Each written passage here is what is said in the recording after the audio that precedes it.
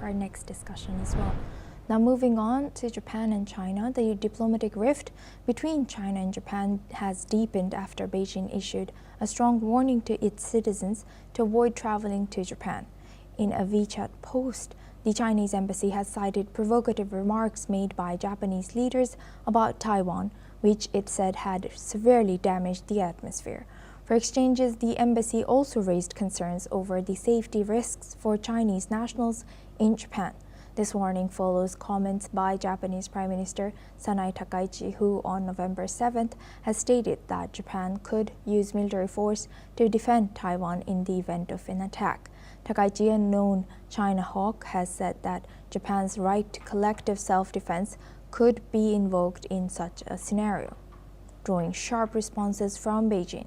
China has long claimed Taiwan as part of its territory, and Takaichi's remarks come as part of a broader rising tension between these two nations.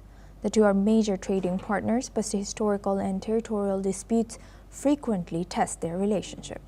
Despite the backlash, Takaichi has stood by her comments, saying they align with Japan's long-standing policy. However, she has since indicated she will avoid referencing specific scenarios going forward. Now for this discussion, we welcome back Dr. Satoru Nagao. He's a fellow at Hudson Institute, joins us live from Tokyo. Thank you very much, Dr. Satoru, for staying with us. Now, since the last time we have talked, did anything change between China and Japan, or is it escalating indeed? Yes, of course, because China is escalating the attitude. Indeed, China's pattern of the diplomacy always same. When the new leader swung in, the U.S. or Japan or other country, there is the same feature. In this case, they want to test by conducting something problem, and they are checking what kind of attitude this new leader show. That is very important data for China. And this time they got the chance.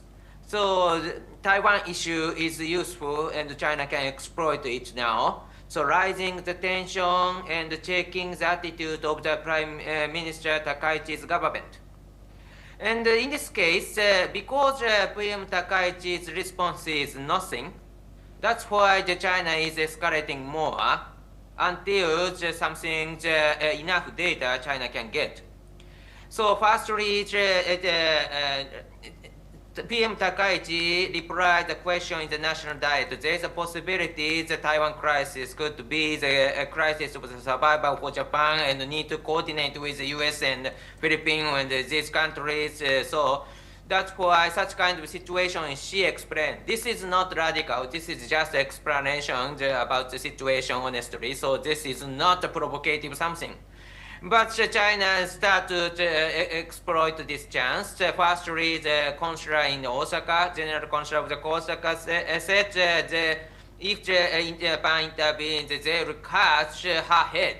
So that is the first SNS remark China's diplomat has done. After that, step by step, they try to escalate. The Ministry of Defense of China, if Japan joins, the disaster situation will come to Japan or something like that. And after that, now China calls Chinese who travel to Japan. There's a possibility something will happen, so you should be careful, something like that. So that's a step by step they try to escalate the situation. During that time, there is no reaction from Japan. Just Japan calls the ambassador of China and this is not inappropriate attitude or something like that. So this is only the reaction Japan has done.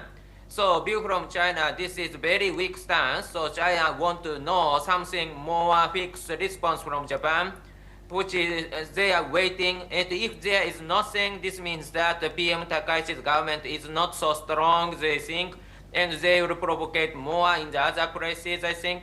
So that's why Japan should show something strong against China.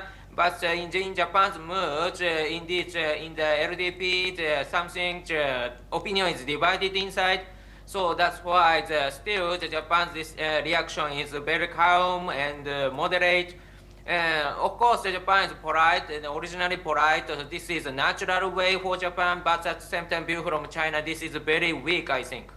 Right. With that, I would like to thank Dr. Satoru Nagao for always joining us and sharing that insight all the way from Japan. Now we move on to our next news. U.S. President Donald